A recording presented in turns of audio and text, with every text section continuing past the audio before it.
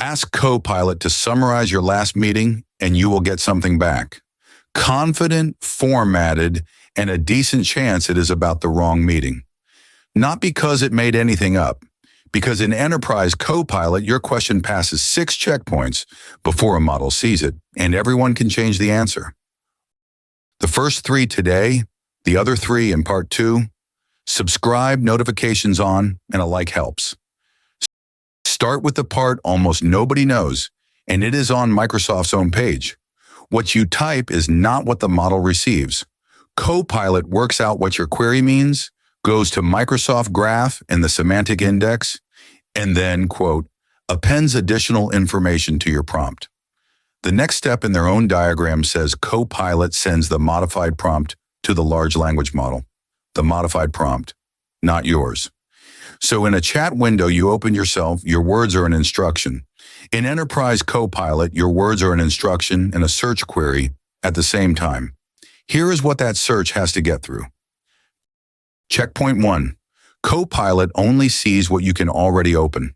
Microsoft's wording is short. Copilot can only summarize or reference content that the user is authorized to access. There is no separate Copilot account with its own keys. It runs as you. Now, where that stops, it means the answer is not a property of the question. It is a property of who asked it. Your colleague can send the exact same sentence on the same afternoon in the same tenant and get a legitimately different answer. Because they can open a folder you cannot. Nothing has gone wrong. That is the security model working exactly as designed.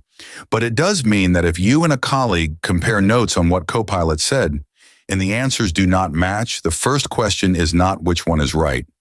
It is which files each of you can see. Checkpoint 2. The label on the file. If your organization uses sensitivity labels and the label applies encryption, Microsoft says the user needs usage rights on that file before Copilot will work with the content.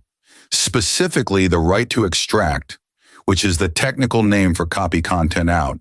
And here is where it stops, and I am going to show you the page rather than tell you, because you will not believe me otherwise. One bullet says the user must have extract and view usage rights. The very next bullet says items encrypted without a label still require extract or view usage rights. And on the same page. And is not or. Those are 2 different rules and they are 1 line apart. I am not going to tell you which is right because I do not know, and neither sentence carries a version number.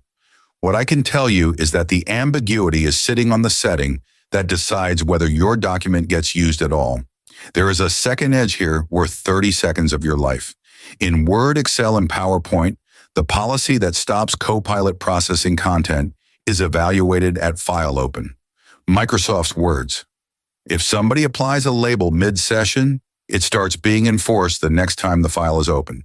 So a document can be relabeled while it is sitting on your screen, and until you close it and reopen it, nothing changes.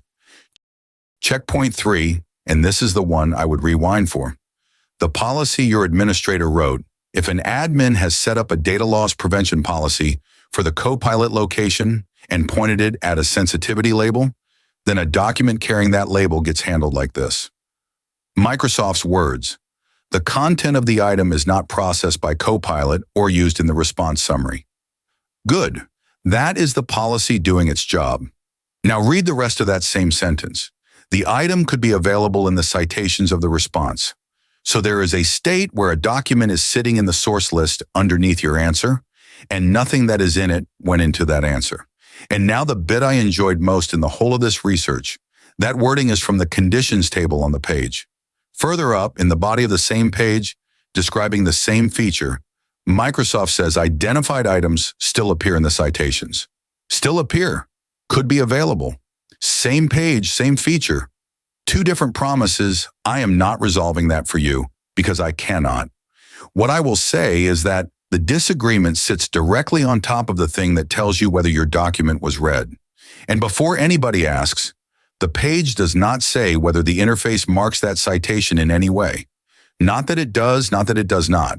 It is simply not written down. And I am not switching on data loss prevention policies in a live company tenant to find out for a video. Two more edges on this checkpoint, both short, both from the same page. First, Microsoft says DLP cannot scan the contents of files you upload directly into a prompt. It checks the text you type. The file you attached is not evaluated. So the same document can be blocked when Copilot goes and fetches it, and not blocked when you hand it over yourself.